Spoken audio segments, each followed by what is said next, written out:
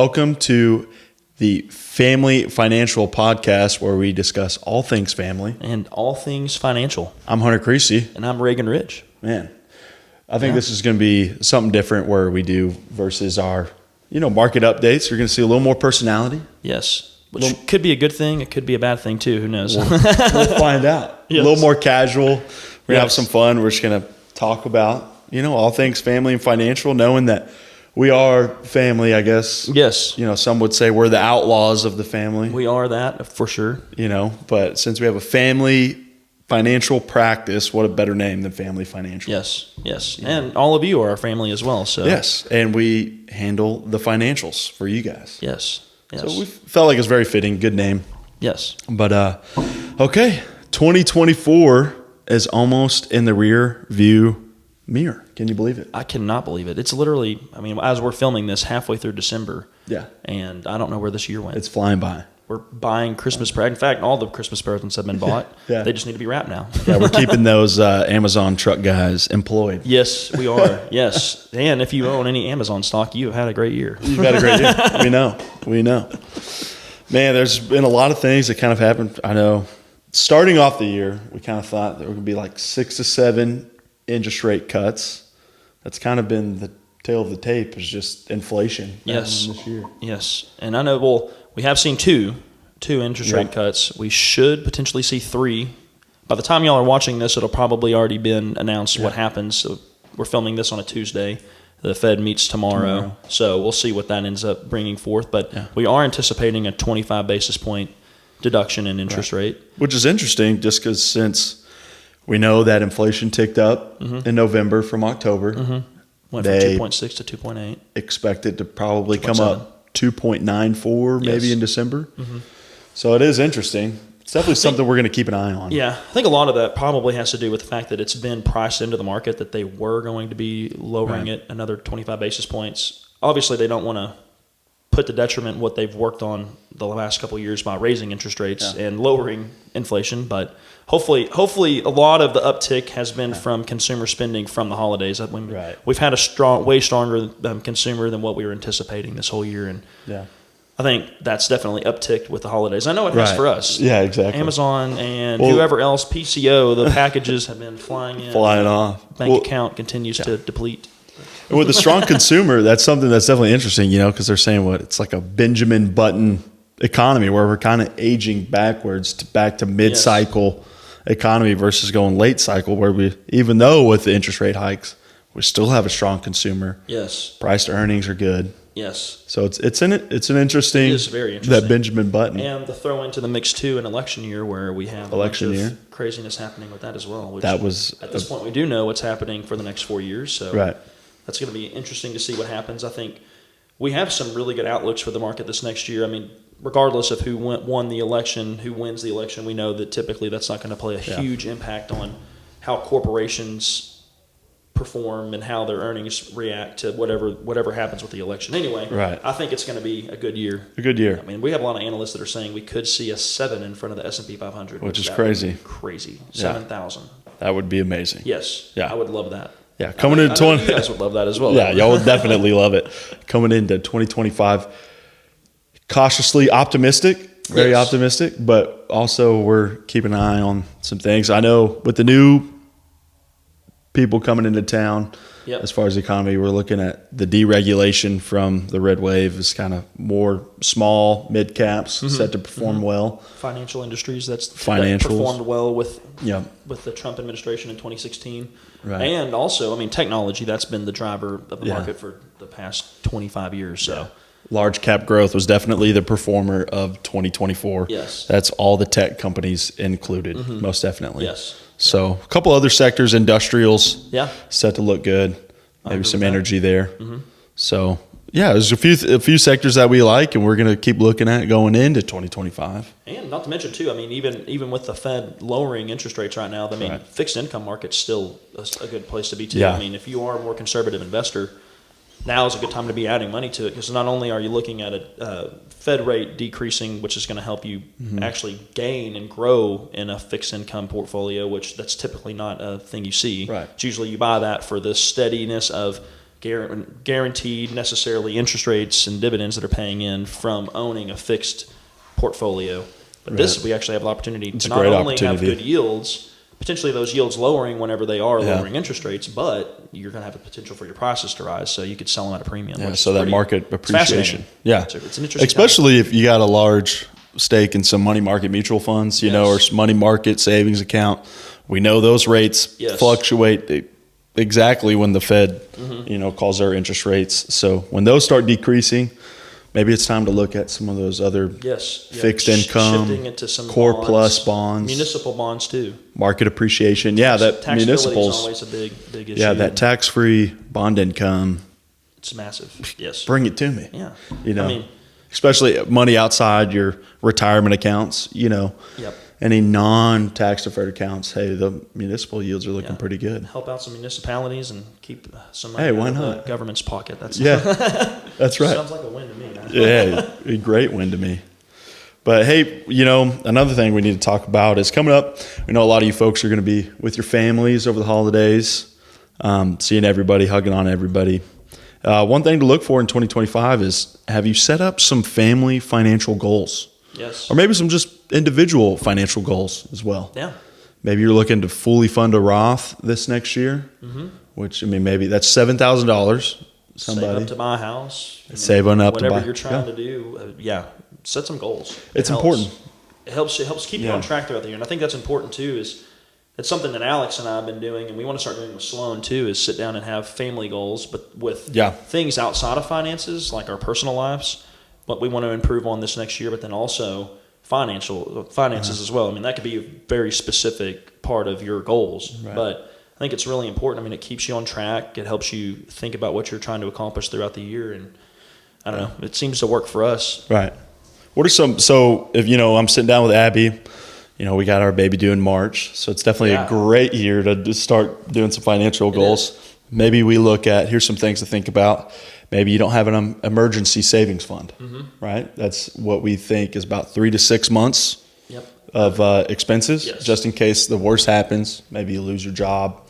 Maybe you become disabled, God forbid. But that's always something to look at. So if you're to look at your core expenses, 3 to 6 months. Yes. Maybe that's something to get started there. Then you look at, are you looking towards like retirement? When do you want to retire? How much do you want to have at retirement? Those play a key factor. But I think a good rule of thumb is typically between 10 to 12% of your annual income should be going towards towards retirement. Yeah. So that's a good goal. Yeah. And I mean, obviously, meeting with us, we have a lot of tools that we can utilize to help guide even better, to get even more specific and set up your goals geared around what's your risk tolerance. Because obviously, you can say I'm going to put 10 to 12% of my income towards retirement into an investment account, but if it's sitting in money market not gaining anything, then it's not really probably doing you a whole lot. And maybe here's another thing to look at too. Maybe some people want to save more, but they have a 401k. Maybe that employer match stops at 3%. So, you know, at least fund that 3%, get the match. But instead of, some people increase their 401k contribution 10 to 12%.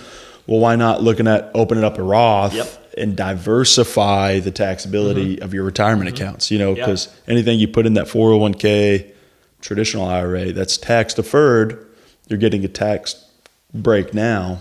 It is tax deferred. Yeah. But everything, when it comes out, is taxed as ordinary income. Yes. Versus the Roth, what you put in, you get tax deferment, but you don't get a tax break for what you put in there. But that is after 59.5, it is all tax-free. All tax-free. That's another thing where that's huge. It keys back to what I said earlier. Why would you want to pay the government more money? Exactly. Yeah. So there's a couple of things to look about. Yeah. You know, and that's the best part about working with a financial advisor is. And I mean, that's something we get to have that conversation. And I think that's one thing I think people forget about, or not even necessarily forget. Maybe they don't know that we can help with anything. I mean, I know that I get a lot of conversation, or you hear from a lot of people. It's like, well, I don't have enough money to have a financial advisor. It's like, well, no. I mean, it really isn't about how much money you have to invest. It's how can we help you. So we can help anybody with it, no matter what amount of money you have. It could be as simple as helping you with your budget. Exactly. If you don't know how to set up a budget, we know how to do that. We can help you figure out, maybe there's some things within your budget that we need to look at, like, hey, maybe we need to figure out a way to pay this off to decrease some of your monthly spending on this. Right. And we can really help kind of guide you and get those goals rolling to where you can start saving up to have 3 to 6 months of your expenses saved in a savings account or investing. Need help, investing or, hey, maybe you got some pain in the butt credit cards you're trying to pay off. That's a big one. That's another one. That's a huge one. With the holidays coming to an end. And that's another thing. Some of those have started racking up for some people. So, we can help with all that. Yeah, exactly. So there's a lot of things that if you just need a sounding board in your life, folks, you're not alone. Yeah, exactly. We're people. We have families, as you can see now. Yes. We go through the same things you do. So. Yep. Personally, and then with helping people in this industry, we've seen pretty much anything and everything. Obviously, there's no cookie cutter plan for every single family because everybody's different. There's dynamics for families are completely different with client to client, but we have a way to fix it. Exactly. And I think the good thing too is, for somebody like you may feel control of your family, but there could be just something that you're not catching, a blind spot that you did not see in your financial picture. Whereas, we look at hundreds of families' financials, maybe there's just something that we see differently, and I know people like to feel in control and stuff, but, you're not giving up control when you work with us. Hey, mate, we're just a part of your team. We're just helping. We're just as much. Board. Yeah, sounding board. We want to help your family just as much, and I think we have a vested interest in you and your success. Well, that made me think of something too, just like talking about things that we can help be a sounding board on is one thing that I always hear, and it's something that's preached a lot from Dave Ramsey, is reducing debt.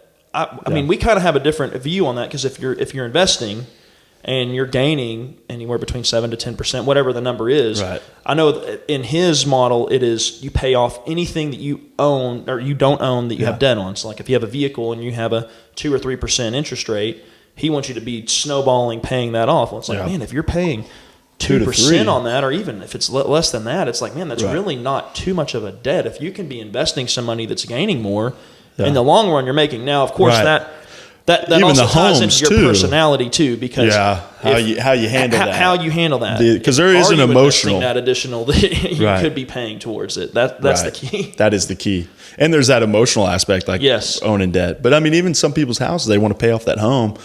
Well, look at your mortgage. I mean, you're 4.5%. Why not? The S&P 500 is averaged at it. It's 15.5. Keep some liquidity. Keep that in. Now, the conversation changes completely. If you have a mortgage rate that's 10%, then it's like, okay, maybe we do need to start tackling this. And credit cards, most of those are over the 20%, interest rate. So those, it's always, if you got some credit card debt, hey, let's pay that off. Then we can really talk some investing. Student loans too. I got some student loans. I think my average out to 4.25, but I know that, man, if I put it, I'm young enough, I can be growth focused. I'm going to get some of those better returns than 4.5, 4.25. Exactly.